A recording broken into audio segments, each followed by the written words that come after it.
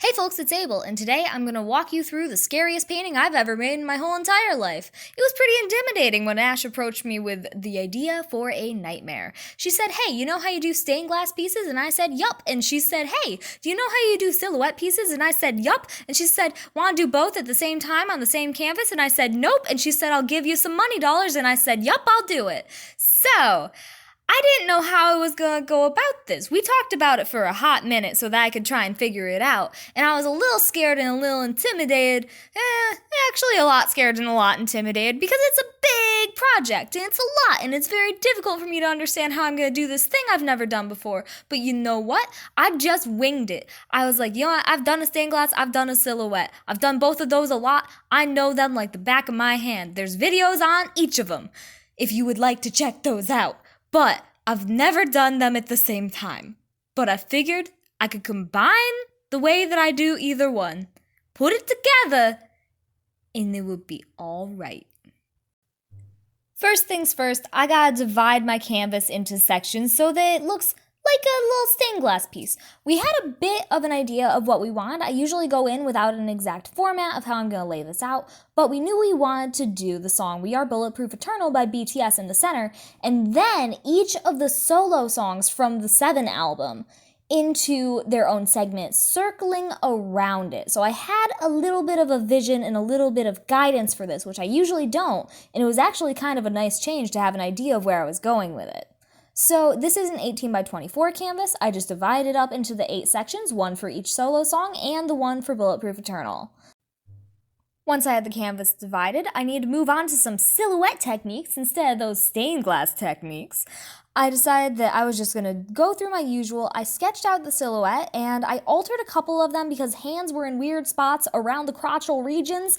And let me tell you, that'll look fine in a photo if you have your hand resting on your leg with your fingers extended. But when you have 2 knuckles and then 1 finger between them that's just sticking out, and it's between your crotchal region, you can envision it's a nightmare. So I had to edit some of the silhouettes a little bit, and it was okay. I just had to clean them up a little bit, and then I started to cut them out with some moral support from Jess, who was staying for a few days at my place, because it's spring break, you gotta hang out with friends, and I have a work-life balance apparently, so I just hung out with her while I was working on those, and it was very, very nice. And if you see giggling in the footage, that is because she would say things to me and I would laugh, because that is how conversations work.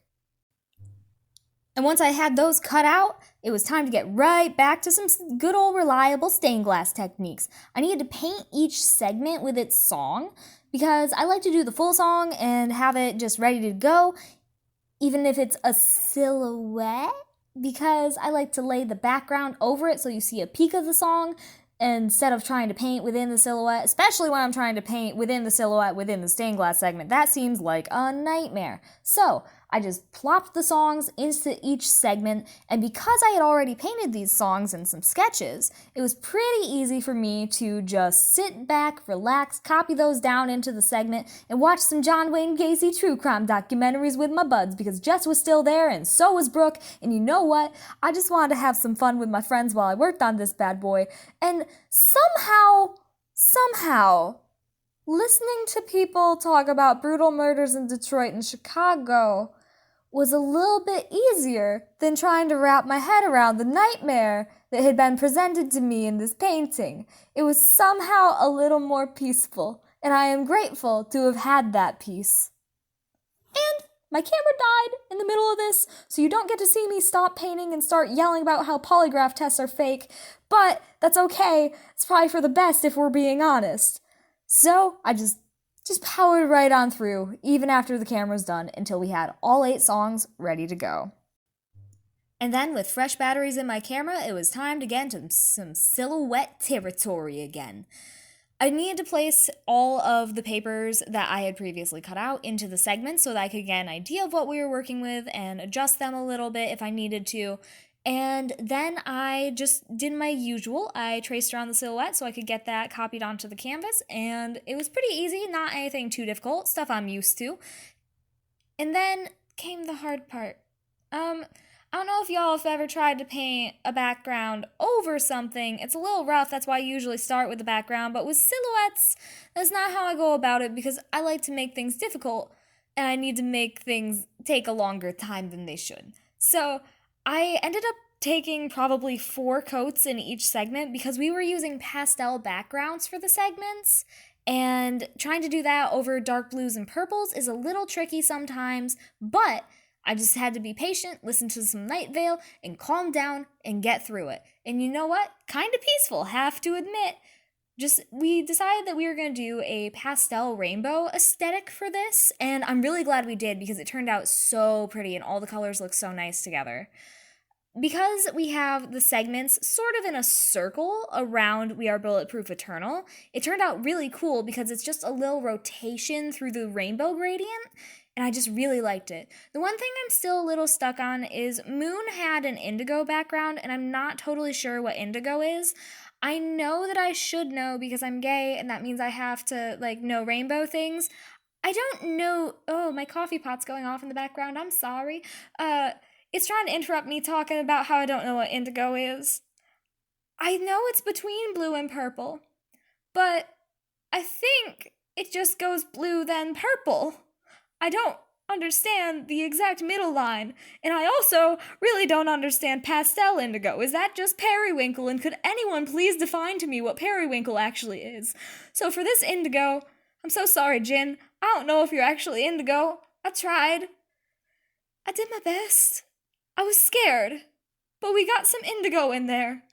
I don't know if it's actually indigo, but I'm gonna pretend it is. And we're gonna just pretend in the comments below that I know what that color actually is. Once I had confirmed that that was probably indigo slash periwinkle slash I'm still a little confused about this color, it was time for me to get into some more stained glass techniques. I had kind of alternated throughout this whole thing, stained glass and then silhouette and then stained glass then silhouette techniques. Instead of what I usually try to do in an assembly line fashion of doing silhouette, silhouette, silhouette, and stained glass, stained glass, stained glass, I didn't get to do that. I was more of an alternation, and it was kind of nice. I really liked it. I had fun with it. It kind of broke up the time, too, which made this 15-hour project feel like it had gone by really, really quick. What I needed now, though, now that we have these nice little backgrounds, was some lines between the segments.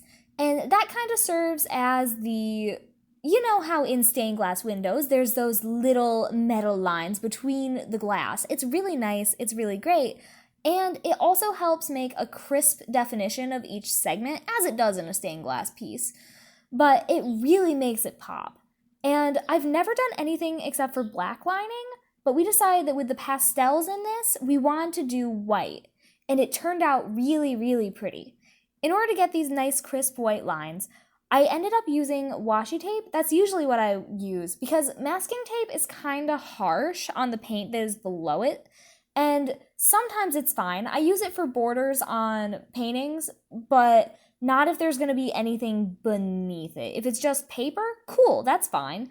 But it will lift paint off of a canvas, and that's a little rough. So, washi tape, because it's a weaker adhesive, is just strong enough to give that nice crisp line, and it won't lift the paint beneath it, and that's so important. The one thing about using the taping of any kind, really, technique, is that I can't do any two lines that intersect because I need to get the whole line done in one shot, and I can't have it go over wet paint. So there's a lot of waiting for paint to dry in between line segments, and that's okay. I think that that's really nice. It gives me a little break. I can walk around the house and drink some coffee and then get back to it, and it's a really nice built-in break. And I think they turned out so nice. I'm so glad we went with the white. I think it worked really well with the pastels, and it just really, really popped. With those segments done, it was time for lines of a different kind. That almost rhymed. Ooh, and so did that. That was a fun thing to say.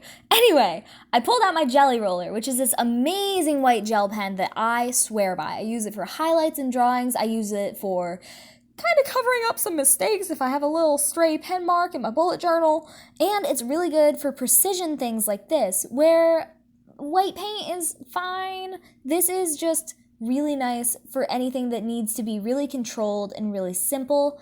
It's so nice to work with. I love it. I recommend it so much. They're like $3 at a craft store, which I know it's a bit for a pen, but it's a white pen, so it's fancy.